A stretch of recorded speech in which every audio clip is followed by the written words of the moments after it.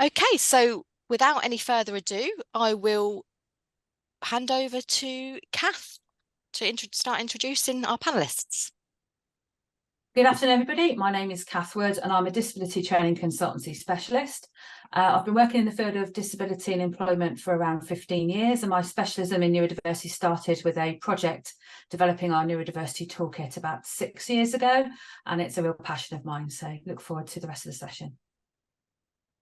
Good afternoon, everyone. I'm Lizzie Raye and I'm a disability advisor at Medigold Health. I've worked in the field of disability for many years, previously working with the Access to Work scheme.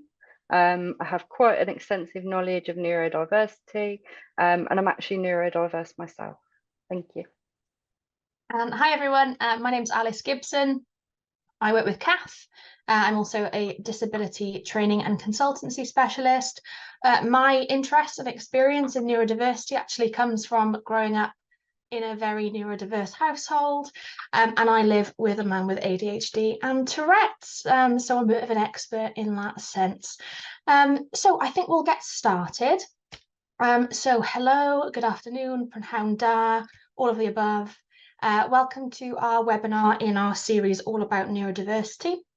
So today we're going to be focusing on attention differences and Tourette's.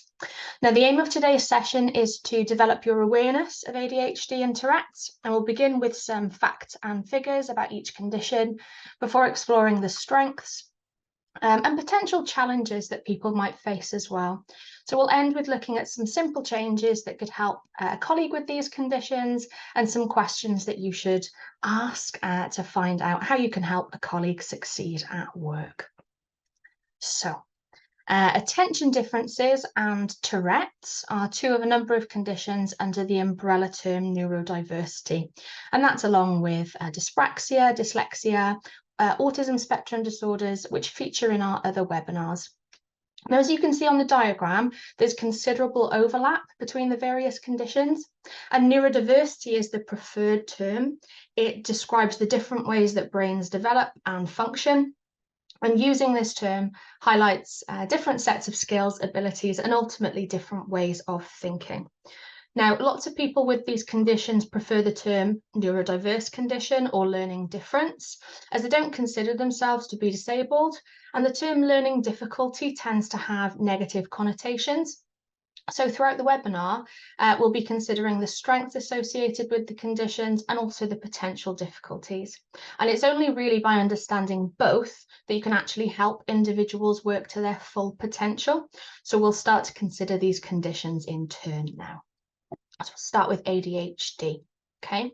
Now, ADHD is the official term that's used to cover all attention conditions. Now, in the UK, prevalence of ADHD in adults is estimated to be around 3 to 4%, with a male to female ratio of approximately 3 to 1. Now, it could really be due to the fact that boys tend to present with more disruptive behaviours, and that in itself could prompt a referral for assessment. Now, there is a drop-off in rates from childhood to adulthood, but it doesn't really necessarily mean that people no longer have ADHD. So up to 60% of adults with childhood ADHD will continue to show symptoms throughout their adult life.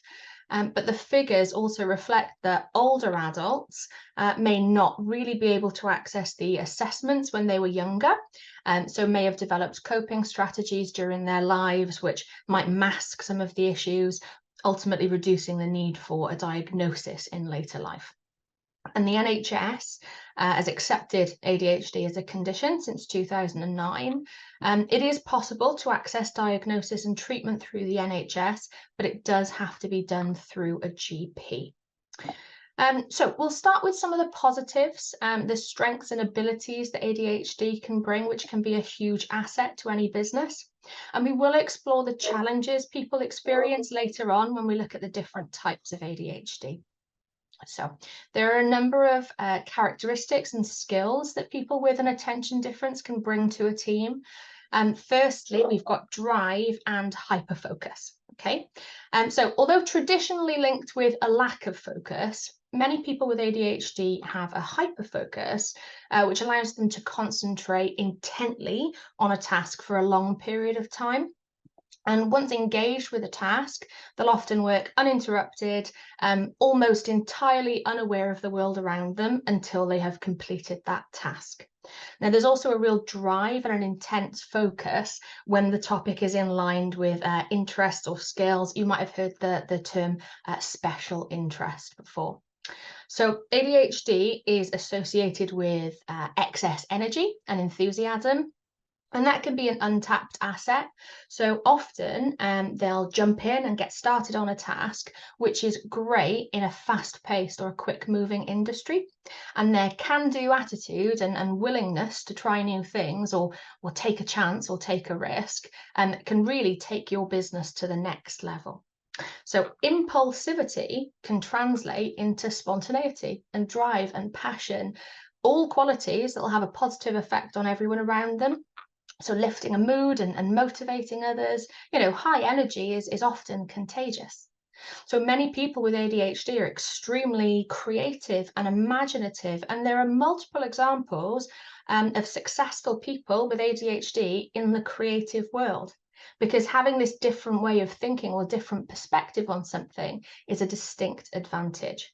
And this ingenuity can produce new and different ways of doing things, a solution where other people can't find one, and lead to innovation and invention. So ultimately, who wouldn't want a continual source of new ideas, methods, and strategies?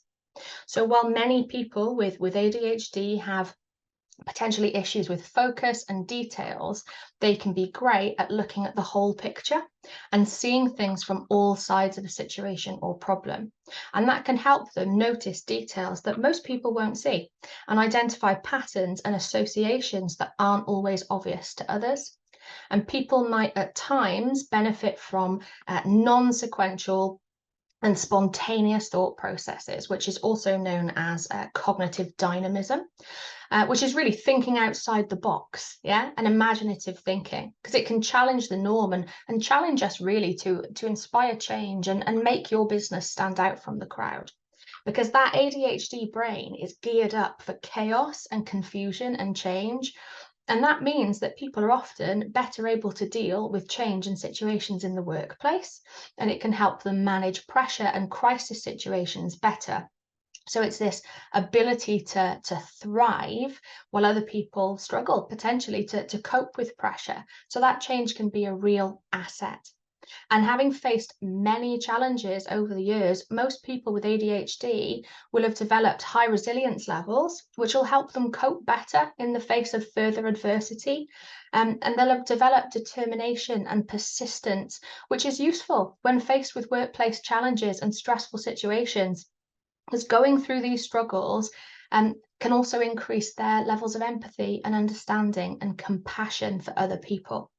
So some other characteristics which could be of benefit in the workplace and add value to your team can include things like a good sense of fun, interesting conversations, and well-developed communication skills. Ultimately, who wouldn't want someone like that in their team? The challenge is sometimes our normal ways of working don't really enable someone with ADHD to display these skills and can actually inadvertently cause them issues at work. Okay, so attention differences affect people differently. It's important not to assume that someone with the condition is affected with all of the potential difficulties that we're going to outline. The individual ultimately is the expert in their condition, and they've got to be your number one source of information about how it affects them. So the impact might be felt in a number of areas that we'll go through one by one. So we'll start by explaining the 3 different types and then the challenges that might bring. So the first type is inattentive ADHD. So people with inattentive ADHD often lose focus, and they might be forgetful and seem to have trouble listening. It can be mistaken for apathy and dreaminess in children, and in adults or in grown-ups. People might be diagnosed or even treated for mood disorders and anxiety. So signs and symptoms which can lead to this diagnosis include things like difficulty sustaining attention, easily distracted, overlooking details, doesn't really seem to listen when spoken to, not following through, struggling with interruptions, difficulty multitasking, finding it hard to start or finish certain projects, difficulty with planning, organising, prioritising, avoiding tasks that require sustained mental effort, a disorganised workspace, losing things, and just generally being forgetful, missing deadlines or appointments. Now we then have hyperactive impulse type ADHD. Now that's more like the stereotypical image that most of us have of ADHD, let's face it. So it's when someone can't sit still, interrupts, says things without thinking. You know, we think of that dog in Up, the one who shouts squirrel. That's what we think of when we think about this type of ADHD. But actually, there's only a really small proportion of people who have this type of ADHD. So signs or symptoms that we might expect to see in this type include things like fidgety hands, squirming in the seat, standing up or even moving around when it's not really appropriate to do so, feeling restless and agitated. Racing thoughts is another one. Difficulty engaging in activities quietly and calmly, is always on the go, talking quickly and often excessively, blurting out answers before the full question has actually been asked, interrupting or intruding on other people's conversations, being easily bored, craving excitement, and even taking risks or acting recklessly. And then you've got combined type ADHD. Now that occurs when someone has 6 or more of the symptoms of inattention and the symptoms of hyperactivity and impulsivity. And that is the most common type, with over half of all diagnosis being combined type ADHD. Now, as we've said, everyone's experience of ADHD will be different. And of course, that is then going to have an effect on the work that they do. Okay, but that's going to vary depending really from role to role. Now, alongside the issues with concentration and focus, organisation and memory, hyperactivity, impulsivity, some people will experience emotional and social challenges too. And some people might have periods where it's difficult for them to manage their emotions. So they might be short-tempered, irritable, and even prone to mood swings. So while the challenges that people have faced due to their ADHD can build these character strengths, the experience can also create this feeling of underachievement and low self-esteem, and even a lack of confidence, which can then lead to people feeling insecure, and particularly in the workplace, being sensitive to feedback. And sometimes the effects of ADHD can put a real strain on personal and working relationships. So I'm going to pass you on to Kath now, who's going to discuss some things that can support people. Okay, thank you. Thanks, Alice. So I'm going to start with looking at some simple strategies. I think we. Oh, sorry, So, Kath. Yeah, it just went a bit fuzzy then. I don't know if that was just me, maybe. Sorry, carry on. No problem. So to help with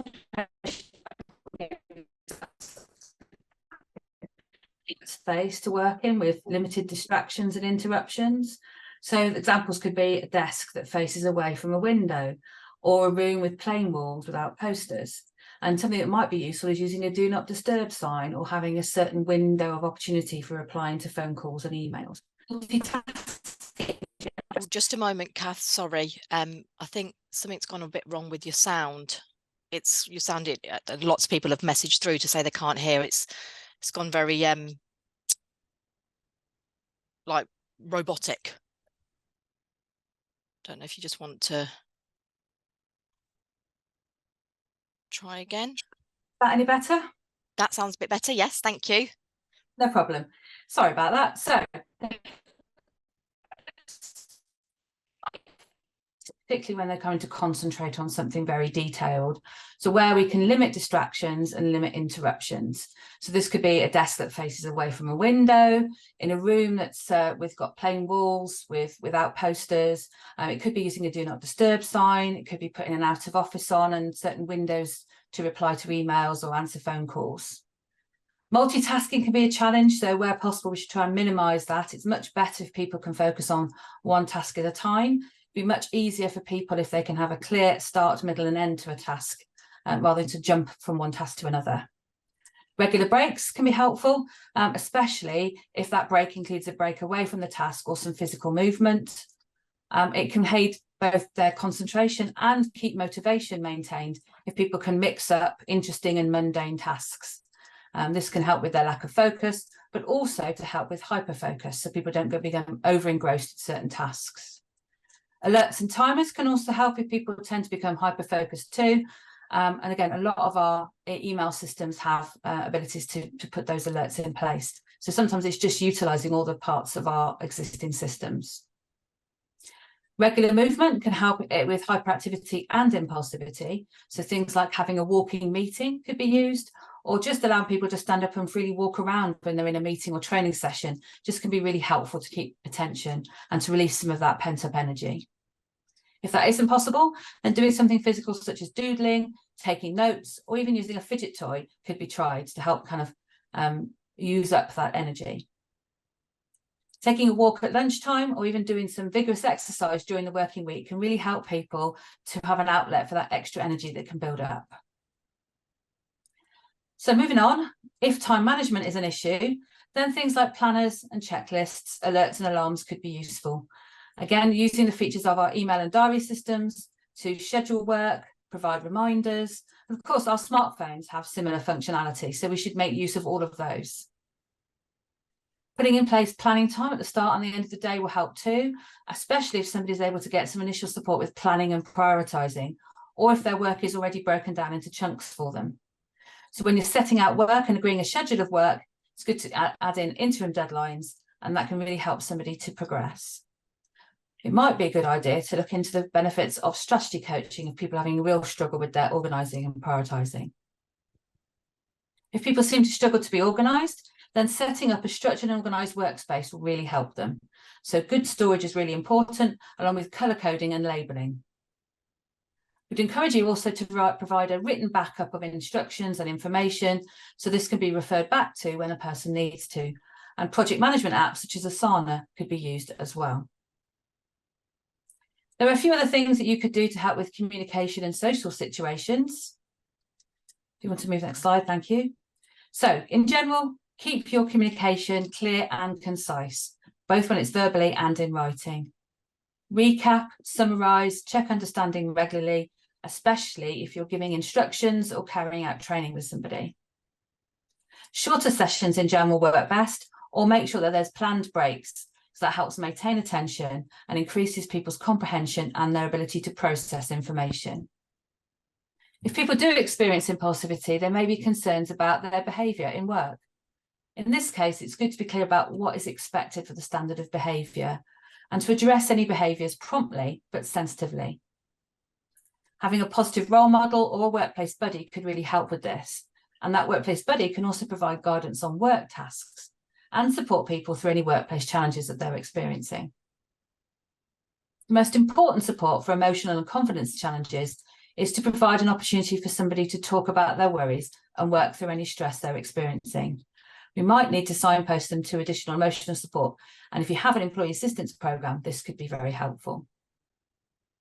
If you're a manager, please remember to focus on and utilise somebody's strengths. Alice has outlined many, many strengths, and we really need to tap into those to the true benefit of our business. Do your best to try and set small, achievable goals, celebrate success regularly, and provide lots of positive feedback, as this will particularly help with low self-esteem and lack of confidence issues, which people can experience, particularly related to their work. So I've only been able to highlight a few adjustments in the time that we've got today, but I hope you'll see that most of these that we are suggesting are fairly simple to put into place. And as for most neurodiverse conditions, they're about changing the way that somebody works, not about buying inexpensive equipment. But there are many, many more things that people can do and could discuss and implement at work. And our toolkit looks at self-help for individuals to identify their own ways of working that can help together to create that plan of action. just breaking up again a little bit there, Kath. The rest of it was fine. Just that last little bit there, it just went a bit. It just went a bit again, but hopefully. So now moving on to Tourette syndrome. So Tourette syndrome is an inherited neurological 100,000 people living with Tourette's in the UK. Is that okay? It broke up, but you've come back. I don't know. Somebody suggested, can you change mic? I don't know. Have you got any? I don't know if you've got a headset or anything. 1 second. Oh, that sounded very clear. That sounded a bit different. Okay, is that better? Oh yeah. Well, it feels like you're in the room, Kath, with me. That's it. Okay, thank you. So now let's consider Tourette syndrome, which is an inherited neurological condition. It's estimated to affect about 1% of children at school, and there's around 300,000 people who are affected in the UK. So we're not able to really predict how Tourette's might affect somebody long term. So it's thought around half of children with Tourette's will see a reduction in their symptoms as they go into adulthood. But for some, symptoms will continue throughout their life, but will fluctuate. Around 85% of people with Tourette's have more than just tics. They either have a co-occurring symptoms or a diagnosed condition. And these can include OCD, ADHD, learning difficulties, mood disorders, and anxiety. So let's look at what Tourette's actually means. Tourette syndrome is characterised by a combination of involuntary and repeated movements and sounds, which we refer to as tics. And there are 4 main categories of tic. Simple motor tics include eye blinking, head jerking, shrugging, nose twitching, teeth grinding, eye rolling, and facial grimacing. Simple sound tics include throat clearing, yelping, grunting, sniffing, squeaking, coughing, and tongue clicking. And both of them have more complex versions. So complex motor tics can be jumping, copying other people's movements, touching other people or things, smelling things, twirling, and in some occasions, hitting or biting yourself. And complex sound tics include using words or phrases out of context, swearing loudly or shouting inappropriate words or phrases, or repeating words and sounds that you've just heard. So many of us associate Tourette's with swearing, but actually only 1 in 10 people experience this type of tic. Most people diagnosed with Tourette's have a combination of all types, and this may change over time. It can also vary depending on how they're feeling. So it's likely to be worse when they're more stressed, anxious, ill, or even excited, and perhaps better if people are focusing or enjoying or concentrating on the task. The tics are involuntary, which means they're not deliberate, and people can't help letting them out. Most people can suppress them for a short period of time, but this will be quite difficult and quite draining. It takes a lot of concentration, especially to begin with, to resist the urge to tic. But with practice, some people can gain a certain level of control that they can apply to their tics. Some people are able to suppress them more easily than others, but eventually the tics will come out, and they're likely to be even stronger or come out in a big release. So most people with Tourette's experience premonitory sensations, which are uncomfortable or unusual feelings before they have a tic. This has been compared to other physical sensations like the need to itch or the need to sneeze, or a burning electrical feeling inside. The term tic attack is often used to describe bouts of severe, continuous, unsuppressible, disabling tics, which can last from a few minutes to several hours. They often include whole body writhing movements, muscle tensing, and shaking. And tic attacks can create a lot of anxiety for the person who's experiencing them and the people around them. The tics are unlikely to cause long-term health issues, but people can experience pain and discomfort from the sudden movements, and it can also disrupt their sleep. But many people with Tourette's experience social and emotional effects, such as low self-esteem, embarrassment, bullying, and isolation. So here are a few suggestions of how you could work with an individual to reduce the impact of Tourette's at work. First of all, find out if they have any specific triggers, such as foods, chemicals, noise, or light, or even stress, and then actually work with them to plan how you can avoid those triggers or minimise the opportunity for them to occur. Try to work with the person to find a way to manage stress levels, give them opportunities to talk through worries, and think about how you might manage any workplace changes which could trigger stress levels. And provide as many opportunities as you can for them to take regular breaks from their tasks again, to get up and walk around to release excess energy, and also encouraging them to think about regular physical exercise throughout the week as well.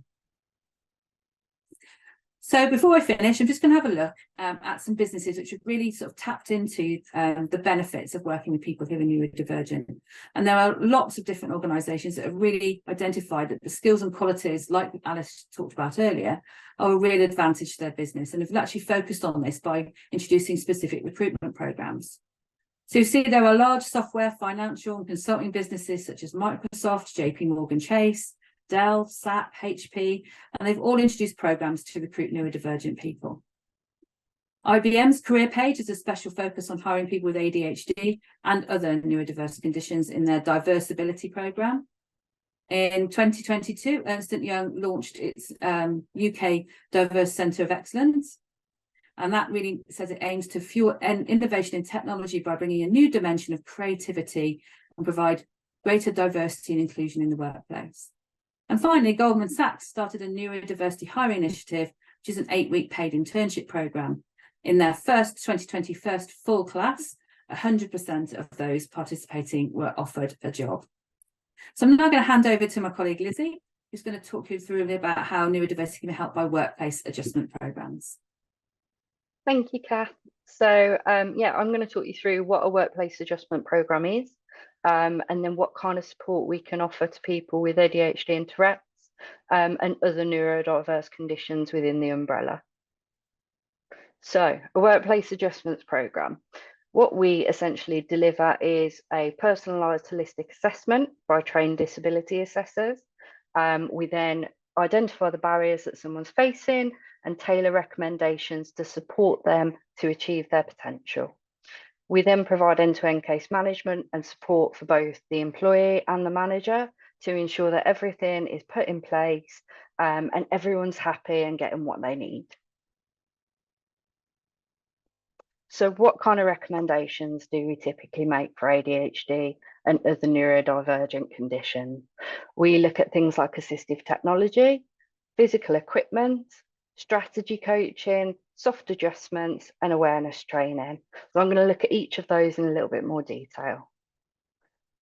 So assistive technology, what is there that we can tap into? So you've got text-to-speech software. Typically this will be Dragon, but there's also inbuilt dictation within Microsoft and within Apple products. Sorry, that's speech to text, my apologies. Text-to-speech software, so that's where it reads out loud to you, and that can help with focus when reading, as you're able to process the information in both the audible way and visually. Speech to text is Dragon or something similar, and that can optimize people's verbal skills to support their written communication. Smart pens are things like a LiveScribe or a Remarkable, and they enable people to take handwritten notes, which often supports people's processing, and then that can then be converted to word editable text, which removes the replication of tasks. Mind mapping software, that enables you to organize your thoughts in a visual way, and it makes it quite easy to move things around as well, so that can help with organizing your thoughts and your ideas into a linear fashion that other people will understand. You've got time and task management apps such as Asana, there's Monday, there's quite a lot of them. They can support with organisation, enhancing productivity, but they can also help with procrastination and task paralysis. So this is where someone may avoid a task because of the mental strain or because of not knowing where to start or where to finish, and that can improve task completion and initiation. You've also got alarms and smartwatches. We tend to recommend to people using the Pomodoro method to improve focus. That's where we use short breaks over a sustained period of time and then one big long break at the end.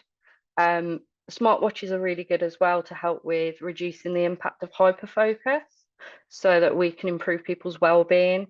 As Alice suggested, often when someone is in a state of hyperfocus, they can forget about their personal needs and kind of neglect that. So smartwatches can be a really good way of bringing people out of that. Next slide, please. So some physical equipment then. I've tried to pick out the ones that are the most fun here to demonstrate, but there's absolutely loads of physical equipment that can help. The first one there is obviously a standing desk with a treadmill underneath, and that can enable somebody to manage that hyperactivity, that excess energy. And what you tend to find is people with ADHD, they need to move in order to concentrate. So that's kind of the ideal setup for them. The next one along is called a Piper Song meditation chair. So often people with ADHD struggle to sit for long periods of time, and they need to move around quite a lot. And the Piper Song allows you to sit in about 12 different ways. So you can kneel, you can cross your legs. It's incredibly comfortable. I've got one myself. We've then got a standing desk and a kneeling stool. The kneeling stool has like a rocking function, which is quite nice. Again, managing that physical restlessness. And then bottom left-hand corner, we've got something called a Hag Quick Step. And that's a footrest again that rocks, which can enable people to move and manage that physical restlessness. The next three are to help with noise sensitivity. And to also aid concentration and reduce distractions. So the first one there is the range of loop earplugs. So loop earplugs are quite nice because they have a few different options. The first being where we dampen background noise, but you don't eradicate noise entirely. So you'd still be able to hear conversational speech if someone was directing conversation towards you. But then you've got the ones on the other side of it where they completely eradicate all noise, which can be really helpful for concentration. Next one along then is they're just some Bose noise cancelling headphones, quite large, they go over the ears. Again, we're dampening all the background noise to reduce distraction. And people often like those ones because other people can see them, so they can see that they don't want to be disturbed. And then the next one along, you've got acoustic screens, which can be put up around desks. I think we don't often see these nowadays, but with the introduction of so much open plan officing, they can be a real effective solution because you can still have your open plan office, but you can have certain areas cordoned off to dampen some of that background noise. So the next one then, we're going to look at strategy coaching. So you may have heard this called coping strategy coaching, coping strategy training, ADHD coaching, has many names, but it's all pretty much the same thing. So what you get with it is a bespoke, tailored coaching service with a goal to help people identify their strengths and use them to overcome their barriers, to help people achieve their potential, and to learn practical skills and strategies that may not come as naturally to someone with ADHD or other neurodiverse conditions, to help them improve their productivity and performance, and to enhance the mental well-being and psychological resilience as well. So there's a range of things that strategy coaching can focus on, some of which are stress management, focus and concentration, communication, memory, organisation, resilience, time perception and task management, task paralysis and avoidance, and the procrastination cycle. With those, it will depend entirely on the person. These aren't specific lessons that the person will have. The strategy coach will work with them to identify the areas that they're struggling with, and then they will adapt those lessons and adapt those sessions to the person to ensure that they're getting the best out of it. So Kath's already talked about quite a lot of soft adjustments that we can make. So I'm not going to go into each one of these. The ones that I am going to go into is the colour communication or traffic light system and the body doubling system. So the colour communication system, traffic light, red, amber and green. And this can be used to help people manage communication with their colleagues if they work in an office, for example. So you have a card that goes on the table, and you'll put your colours on: red, amber or green. Green means you can approach. I'm not too busy. I've got time to answer your questions. Amber means you can approach me in an absolute emergency if you need something. Red means don't approach me at all. And this can be really useful to help people manage concentration, but equally it can be quite useful when people are finding it difficult to regulate their emotions, as it gives them space and time to not be interrupted by other people and to not need to communicate with other people. Body doubling is a strange phenomenon that really works. So that is when you work alongside someone.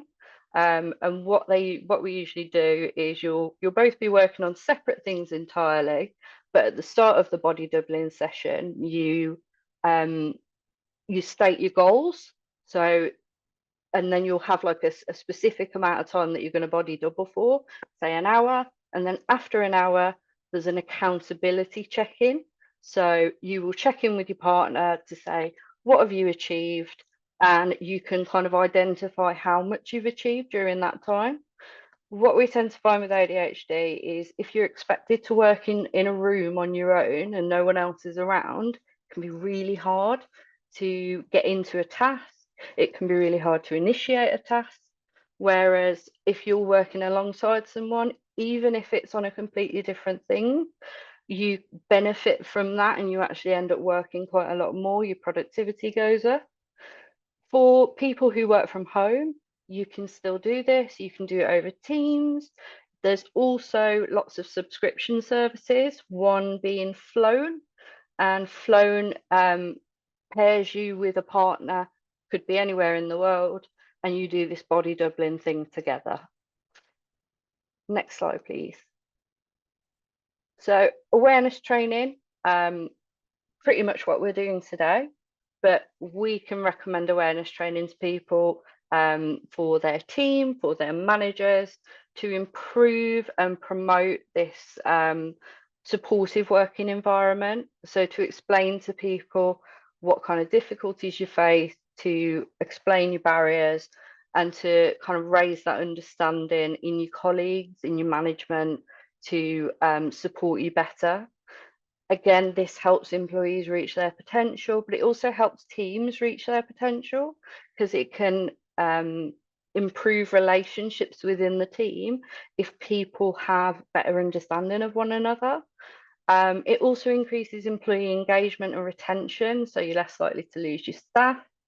And you can explore strategies across the wider team for everyone to work effectively together.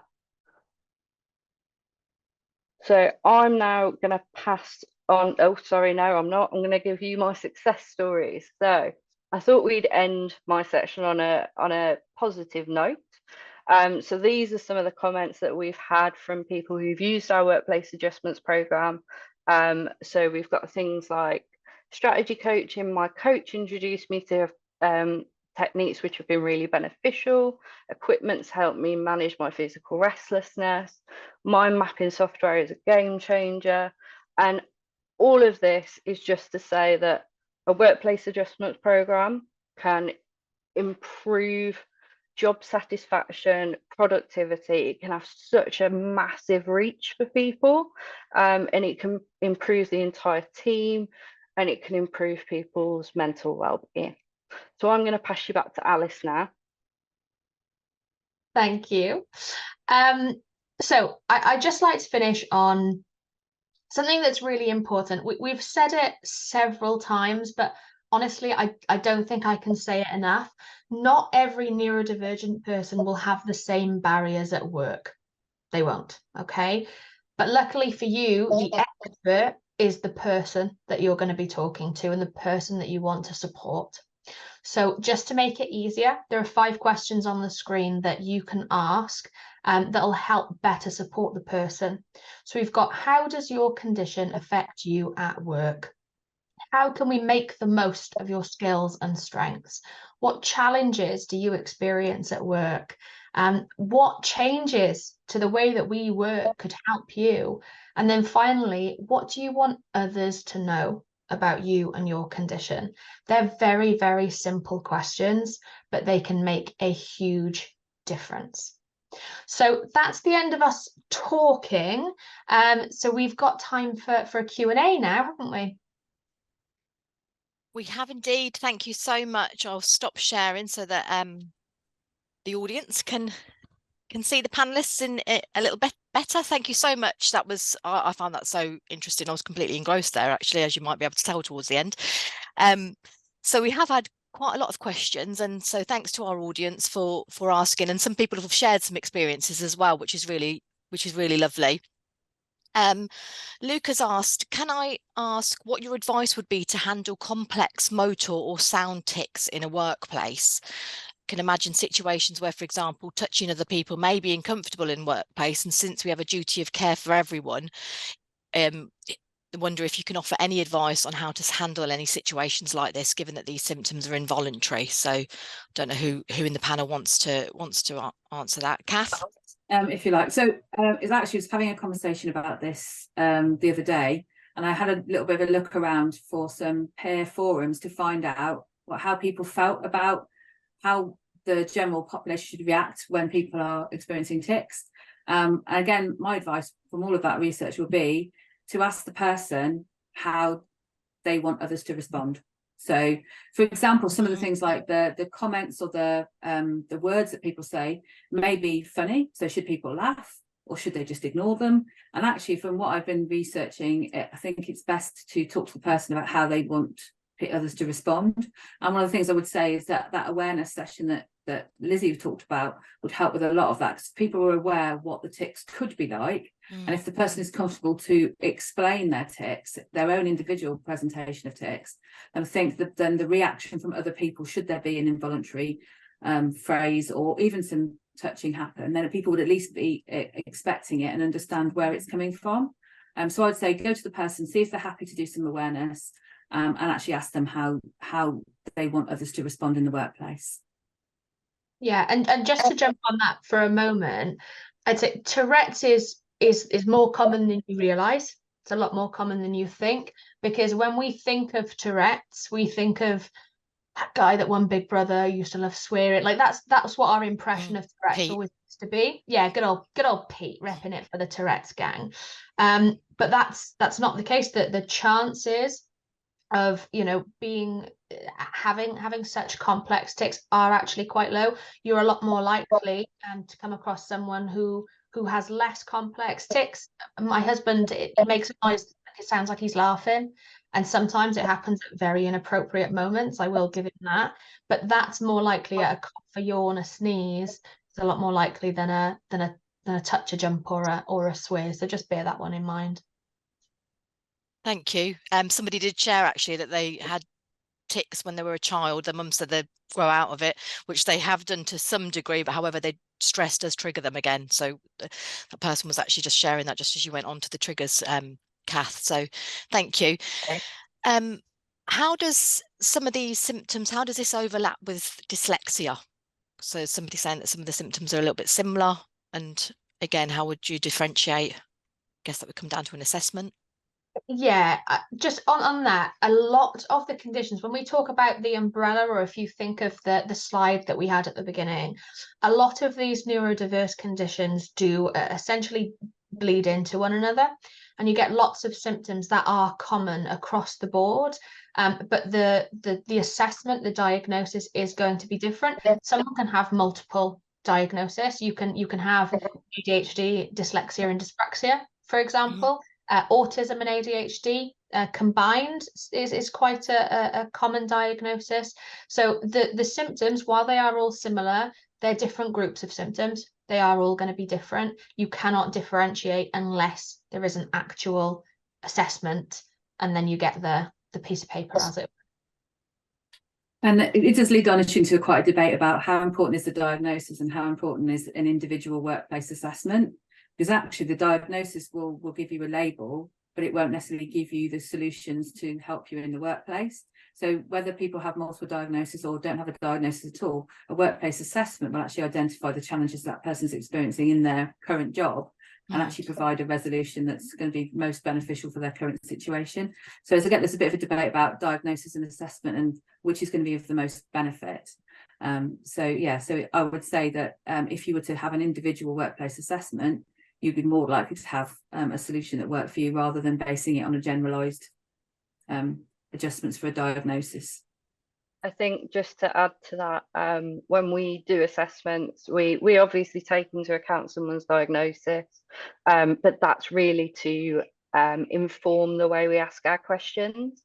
So we will ask questions based on stereotypical traits, but essentially what we're looking for is a holistic picture of that person, to inform what kind of support that they actually need.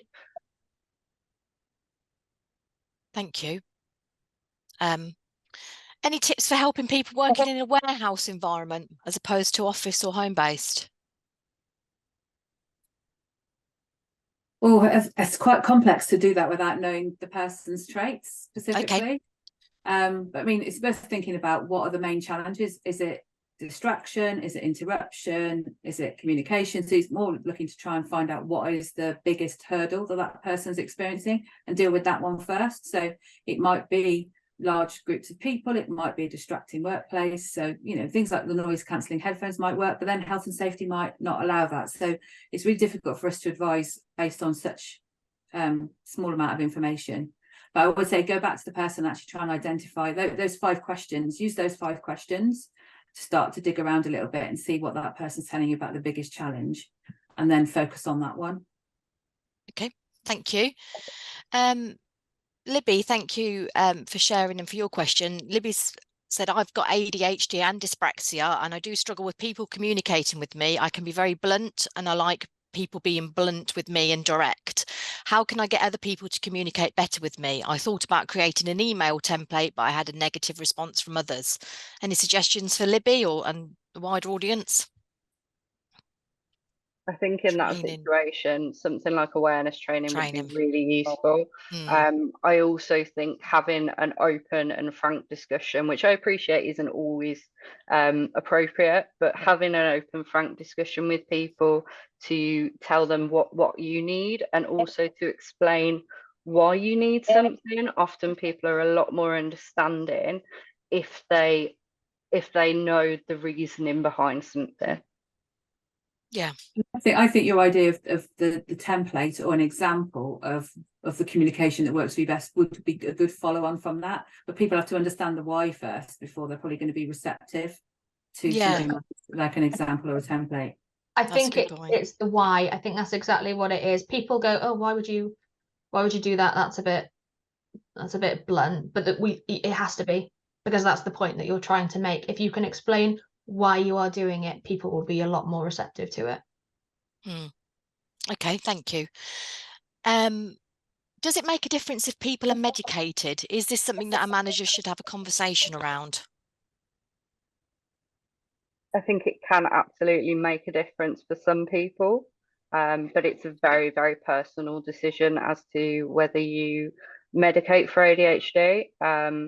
A lot of people choose not to for a myriad reasons, but really is their personal decision to make.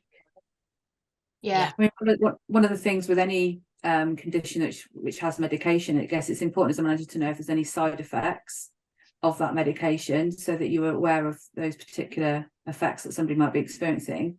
But yeah, so it would be good for that to feature as a part of the whole conversation about how people's ADHD is affecting them. Yeah, and I would say on that from management perspective, just be aware that just because there is medication available, it doesn't mean that medication is going to be right for that person. And you could cause offence by saying, what, you want medication? Have you considered taking medication? That's not going to be the route to go down. You only really need to ask the questions to find out if there are side effects, because then being on medication or not isn't relevant always. Okay, thank you. Let me just have a look. We've got lots of questions coming in actually. So any tips for hybrid working, switching from office to home? Again, so some of the changes in the workplace, standing desks and the nice equipment. I've got my eye on one of those chairs actually, but may not be able to replicate this at home. Have you got any tips for that? I think from our perspective, if somebody works hybrid, we take into account both environments, so the home environment and the office environment. Where possible, we will try and replicate things as closely as we can. But I appreciate people don't want you taking over their home with a massive standing desk. So essentially what we would do in those situations is we would figure out what that person has difficulty with at home and try to come up with a plan for how to manage it at home if that equipment isn't gonna be suitable. Okay. And if you look at all the different adjustments that I went through and also Lizzie went through, it's only a small minority of them actually involve big pieces of equipment. So a lot of them are strategies and ways of working which can be duplicated wherever you're working. And you might be able to replicate some of the workplace organisation, colour coding, labelling, maybe around what you need at home, what you need at work. And I guess the transition between home but working and office working, make sure you've got everything with you, can be more of a challenge potentially. So just might be a bit of planning ahead for when those transitions between home and work take place. Thank you. Somebody said they've got an access to work grant for an employee with suspected ADHD. It states that they would benefit from global task training. Does anyone get able to give any more information on what that is? Lizzie, you're nodding. Yeah, so Global Tasks is a piece of software that acts as like a task manager. So on it, you can create to-do lists, you can separate them like for each project, for example, or you can separate them into home and work. This can be really useful for some people who maybe struggle with that task management aspect. Global Tasks is always also quite nice because it's not as tricky and intricate as something like Asana is. Asana has so many functions, and for a lot of people with ADHD, they don't need all that. They just need something that's aesthetically quite pleasing, that is simple to use to create those to-do lists. And Global Tasks is quite a good one to go for. But if you search Global Tasks on Google, I believe it's made by Text Help, and you should be able to find some demonstration videos. Oh, thank you, Lizzie. That's really helpful. You've also mentioned Asana again, because a few people had asked about, just can you recap on what that piece of software was? So Asana. What they also asked about sorry, Nicole, they asked about mind mapping software as well. Mind mapping software. Just to go through a few mind mapping softwares, and they each have their own pros and cons. But you've got something like Idea Mapper, you've got Mind View, Mind Manager. I believe there's one called X Mind as well. Each one looks slightly different. Idea Mapper is very pretty, so that you can change all the colors and you can change the arrows and that sort of thing, which can be really, really good for someone with ADHD who needs a visual thing that looks quite nice. Whereas something like Mind View and Mind Manager, they're a little bit more intricate as to what you can do with them. So you can create things like timelines, Gantt charts, and mind maps, obviously, and you can switch between all of them, which can be really useful. But it really depends on what the person needs it for. Okay, fantastic, thank you. A couple more questions before, I know I'm conscious of time. What advice would you give with regards to the recruitment process? Should a candidate discuss their diagnosis at the entry stage? This is one of my pet topics, actually. So when you disclose, it's a completely personal choice. I guess you have to decide what do you need out of that disclosure. If you need adjustments to the recruitment process, the only way you're going to get that is by disclosing. And I would disclose with some suggestions as to what you need, because sometimes the recruiter might not know that. So if you know that you need some additional time or if you know that you need to complete the application form in different ways, then provide that information and request that as part of the process. You might choose to wait until interview, where you can explain yourself and kind of present it in a more positive way than just in black and white. And again, you don't have to. You can wait and you can disclose on the health questionnaires. It's a totally personal choice, but the only way you're going to get support from an employer at any stage of the process is by telling them that you have ADHD and you need some support. Fantastic, thank you. Somebody's mentioned actually Randall has put our recruitment policy automatically shortlists people with neurodiversity. Brilliant. Brilliant, thank you, Randall, for sharing that. I think that's we've got 1 minute left to answer another question. Any tips for achieving focus after a distraction, especially when the distraction is related to a special interest? My ADHD, ASD and dyslexia are in a constant battle for attention and it's exhausting. Thank you, Ryan. I have a really good tip that I actually learned from someone that I was delivering strategy coaching to. So special interests are very, very hard to ignore. And it's essentially it's an impulse to go and look something up, and you end up going down a YouTube rabbit hole if you're anything like me. So as I say, someone who I was delivering coaching for gave me this idea. You have a little notebook, you know, the very small ones, and every time you have an idea or a thought that relates to your special interests that you want to go and look up, you write it down in your notebook, you put it to one side, and then you carry on with what you're doing. And then you have like a special time each day specifically for looking through that notebook and investigating or exploring each thing. Often what happens is by the time you get back to that notebook, at least half of those things you're not interested in anymore. Brilliant, great bit of advice. And I think using an alarm, so allowing yourself a certain amount of time to do it, but having some sort of alert which can break you out of that hyper focus. If you can't resist doing that research, set yourself an alarm, say, I'm going to add 5 minutes to look this up, and then the alarm goes, it's then back on task again. Great shout. Thank you. That's brought us to the end. Quite a lot of people have asked as well about what support do Medigold Health offer. We offer all of the support that you've heard about today.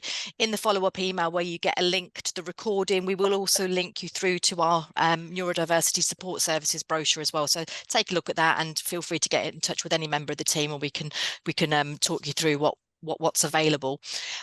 Just a huge thank you to our panelists. As always, I get so much myself out of these webinars. They're so interesting. Thank you. So I'm looking at it, our audience are the same. Big thank you to our audience as well for tuning in. So thank you all and have a lovely afternoon. Thanks everyone. Thank you.